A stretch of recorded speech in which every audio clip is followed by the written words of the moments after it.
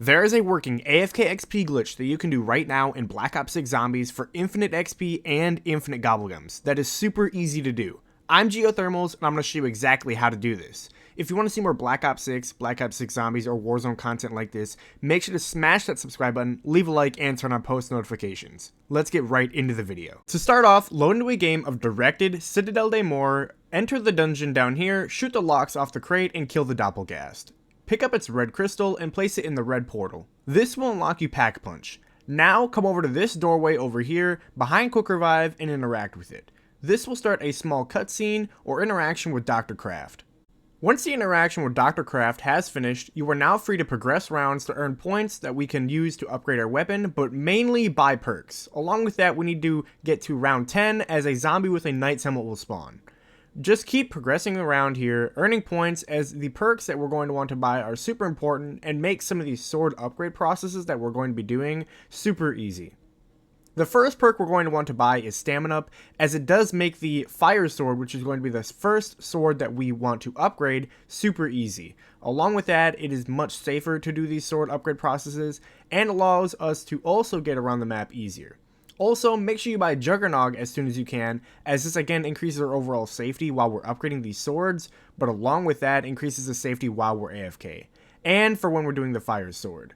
Lastly, buy Melee Macchiato when you can, as the swords are going to be your main source of damage while we're AFK, so it is super useful to have that perk.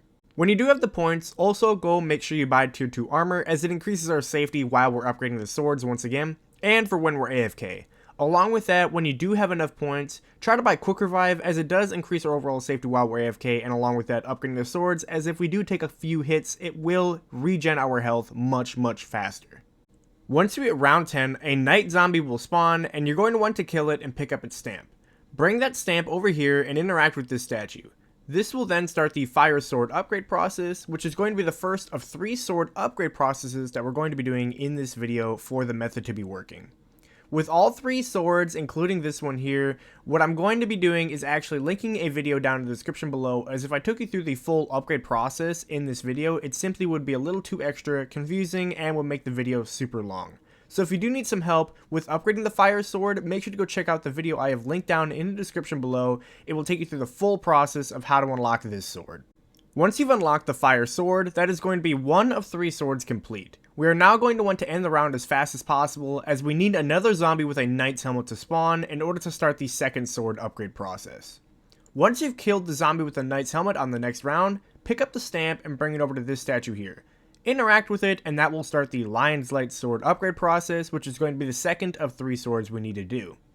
Like the Fire Sword, I will have a video linked down in the description below that will take you through the full upgrade process, showing you some tips and tricks, and just taking through a full guide on how to get this sword upgraded.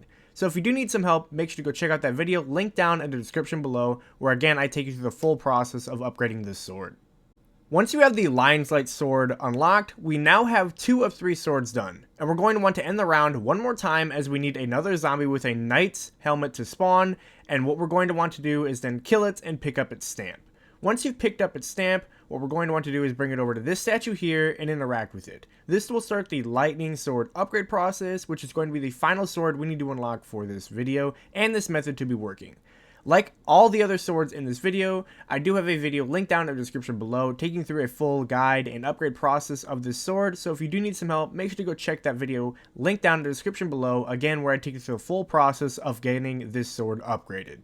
Once you've unlocked the Lightning Sword, we now have all the swords we need for this method to be working, and we actually have one more small thing we need to do in order for this method to start working and to enter the AFK spot for infinite XP and infinite gobblegums.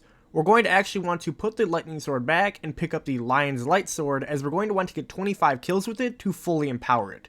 This will then allow its normal melee attack to actually regenerate some armor after every hit we take from zombies, which is super nice and really good for when we're AFK.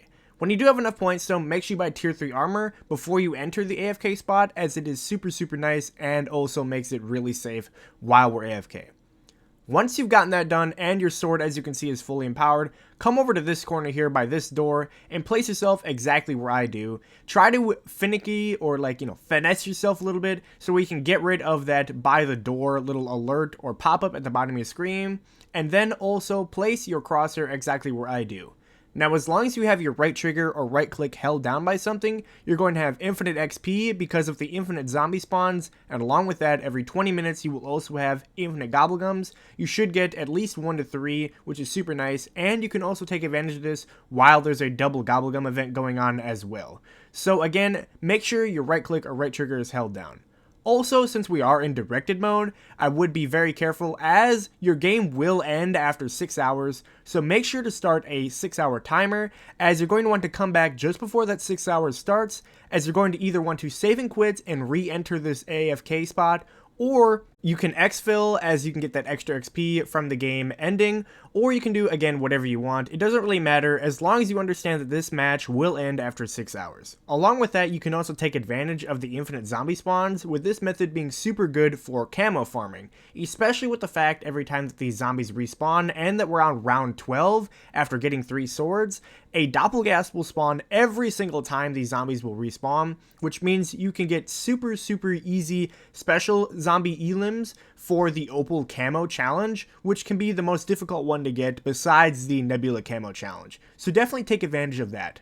Either way, that's going to do it for this video, and if you want to see more Black Ops 6, Black Ops 6 Zombies, or Warzone content like this, and you found this video helpful, or you enjoyed watching, make sure to smash that subscribe button, leave a like, or turn on post notifications for future uploads, as I would really appreciate it, and I would also love to keep uploading this kind of content for you guys. As always, I'm Geothermals, and I will see you guys in the next one. Peace.